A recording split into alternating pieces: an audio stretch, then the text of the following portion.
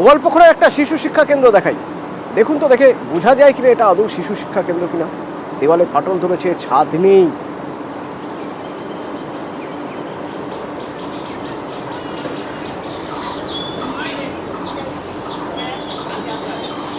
আমার সহকর্মী চঞ্চল সরাসরি আমার সঙ্গে রয়েছেন। চঞ্চল, এই যে শিশু শিক্ষা কেন্দ্র, এখানে নিঃসন্দেহে এখন আর পড়ানো সম্ভব নয়, সহায়িকারাও আসেন না, সেক্ষেত্রে মিড ডে মিল কীভাবে যায় আমি জানি না।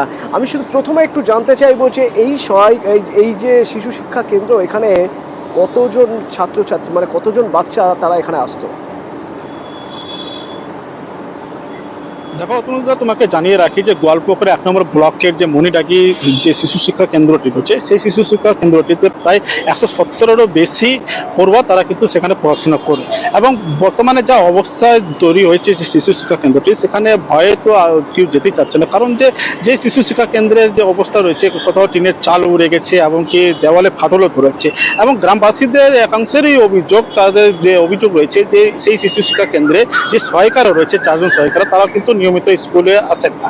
এই নিয়ে কিন্তু একটা ক্ষোভ রয়েছে গ্রামবাসীদের। তবুও কিন্তু গ্রামবাসীরা কিন্তু ভয়ে এবং আতঙ্কে কিন্তু তারা ক্যামেরার সামনে তেমন মুখ খুলতে রাজি না হলেও তাদের একাংশের অভিযোগ যে শিশু শিক্ষা কেন্দ্রে কিন্তু সহায়িকারা আসেন না। তবে যে গ্রামের যে শিশু শিক্ষা কেন্দ্রটি রয়েছে, সেই শিশু শিক্ষা কেন্দ্রের পাশেই কিন্তু একজন সহায়িকার বাড়ি রয়েছেন। তাকে জিজ্ঞেস করা হলে তিনি কিন্তু পরিষ্কার কথা বলেন যে তিনি সমস্ত অভিযোগ অস্বীকার করেন এবং সরাসরি কিন্তু যে প্রধান সহায়িকা রয়েছে তার উপরে কিন্তু তার ঘাড়ের উপরেই কিন্তু দোষ চাপাচ্ছেন। এই নিয়ে কিন্তু যতদোষ প্রধান সহায়িকার সে তো নয় মানলাম, কিন্তু এই যে 170 জন, এই 170 জনের পড়ার কি হবে?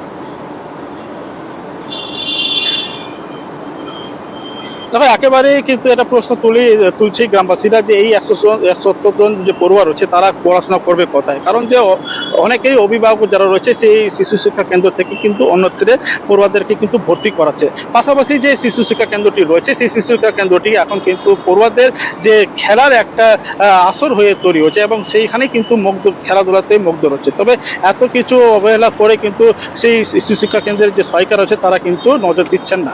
এই বিষয় নিয়ে কিন্তু আমরা যখন গোয়ালপুকুর 1 নম্বর ব্লকের যে ভিডিও রয়েছে কৌশিক মল্লিক, তাকে কিন্তু ফোনে জিজ্ঞেস করা হলে তিনি কিন্তু পরিষ্কার একটাই কথা বলছেন যে তিনি তার কাছে কোনো অভিযোগ জমা পড়েনি। তবে আমাদের মাধ্যমে তিনি সেই বিষয়টি জানতে পেরেছেন এবং পরবর্তীতে তিনি খোঁজ নিয়ে দেখবেন, এমনটা কিন্তু আশ্বাস দিয়েছেন। অতনুদা, ধন্যবাদ। শিক্ষকরা আসে না স্কুলে? আসেন। বেশিরভাগ কি বন্ধ থাকে? ফ্রিতে পড়ে। স্কুল খুললে ভালো হবে। এই স্কুলেই পড়াশোনা করো? স্কুল খোলে না? তোমরা কি পড়াশোনা করতে চাও? সব সময় বলতেই থাকে কোনোদিন খুলে নিল তারপর নাকি আর কিছু না। কত আমি কমপ্লেন করলাম, স্যার আমাকে একটা লিস্ট দেন, আমার এখানে স্কুলে কত বাচ্চা আছে, আমি কতবার এটা বললাম, বাচ্চাদের কোনো ভবিষ্যৎ এখানে। ঠিক আছে, দেখে নিবো, কিন্তু এখন ইমিডিয়েট কিছু করতে পারবো না। ওই এমসিসি আছে, মডেল কোড অফ কন্ডাক্ট, আজকে থেকে যেহেতু বাই ইলেকশন আছে, বাই ইলেকশনটা চলবে, তারপরে আমি নিজে গিয়ে দেখবো। আর তার মধ্যে বন্ধ ছিল না, পাবলিকে কিন্তু কোনো কমপ্লেন কিন্তু আসেনি। সেটাও আমি দেখবো, আপনি যখন বলবেন আমি অবশ্যই দেখবো।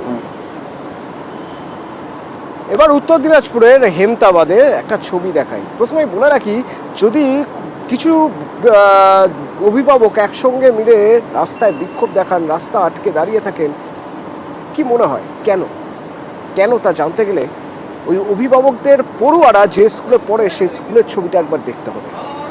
দেখো, এই হলো স্কুল। দেওয়াল থেকে কলেজ তারা খসে পড়েছে, সেখানে রড বেরিয়ে রয়েছে।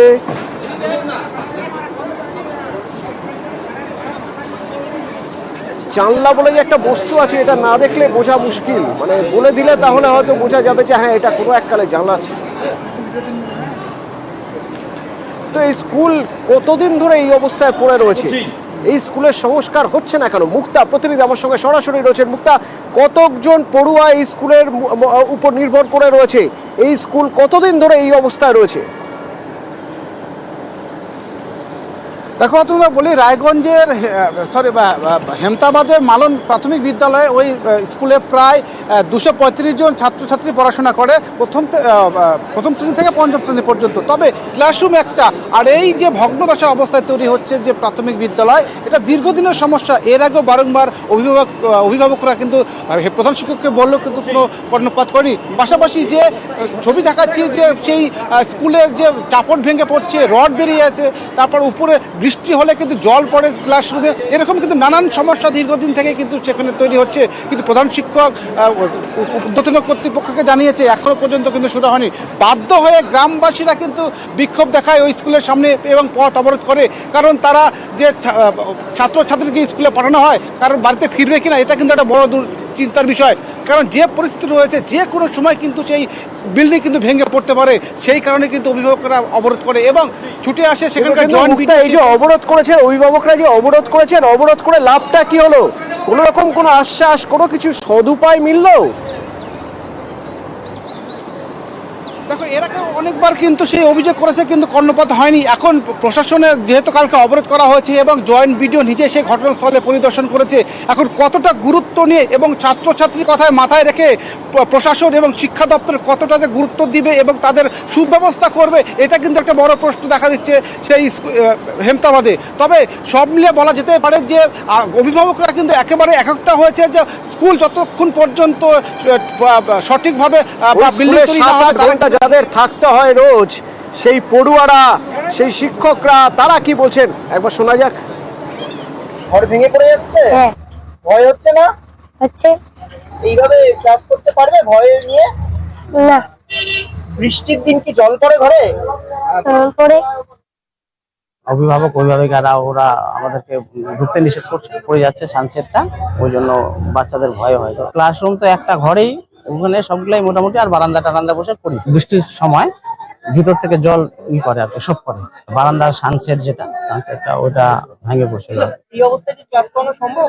ঊর্ধ্বতন কর্তৃপক্ষকে জানাবো, এখন গার্জিয়ানরাও জানাচ্ছে। বাংলার কলেজে হিজাব নিয়ে বিতর্ক কিন্তু এখনো জিয়ে রইল। তার কারণ সঞ্চিতা, যার সঙ্গে এই ঘটনা ঘটেছিল, হিজাব পরে তিনি পড়াতে আসতে পারবেন না, এই নোটিশ জারি করা হয়েছিল, তিনি অধ্যাপনায় যোগ দিচ্ছেন না।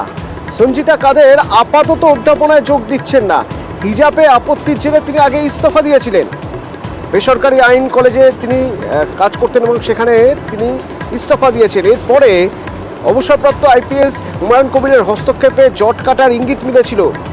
গতকাল কলেজ ইমেল করে আজ থেকে কাজে যোগ দিতে বলা হয়, তবে হিজাবের বদলে ওড়না বা স্কার্ফের শর্ত দেওয়া হয় কলেজের তরফে। অধ্যাপিকা সঞ্জিতা সেই শর্তে রাজি নন, তাই মেল করে কলেজের কাছে 7 দিনের সময় চেয়েছেন এবং অন্য কলেজেও আবেদন জমা দিয়েছেন বলে জানিয়েছেন সঞ্জিতা। টাইম টু টাইম ওনারা যা ড্রেস কোডে চেঞ্জেস আনবে ওটা মান্য করে আমি আজ থেকে জয়েন করতে পারি, রিজিউম করতে পারি এবং ক্লাসে আমাকে যে আমার দুপাট্টা, সেই ক্লাসের ওড়না বা দুপাট্টা দিয়ে আমি ওটাকে হেড স্কার্ফ হিসাবে ইউজ করতে পারি। সেই জায়গাতে ওনারা স্টিক করে রয়েছেন। এই মেলটা আমি ওনাদের কাছ থেকে পেয়েছি, এই চিঠিটা। আজকে আমি কলেজে যোগদান করছি না। এতদিন তো এত কিছু হয়ে গেছে, আমি ভীষণ স্ট্রেসের মধ্যে দিয়ে গেছি, কিন্তু এখন যখন লড়াইটা একটা জায়গায় এসে দাঁড়িয়েছে, মিউচুয়াল একটা সমাধানের রাস্তায় আমরা এগোতে পেরেছি, পুরোপুরি ভাবে আমার ওই ব্যক্তি স্বাধীনতা থেকে এবং হয়তো ভালো অপরচুনিটি পেলে আমি অন্য জায়গায় বেশি প্রেফার করব এবং 7 দিন পরে আমি ওনাদেরকে পাকাপোক্তভাবে জানিয়ে দেবো যে আমি এই অর্গানাইজেশনে আর কাজ করতে চাইছি কি বা চাইছি না।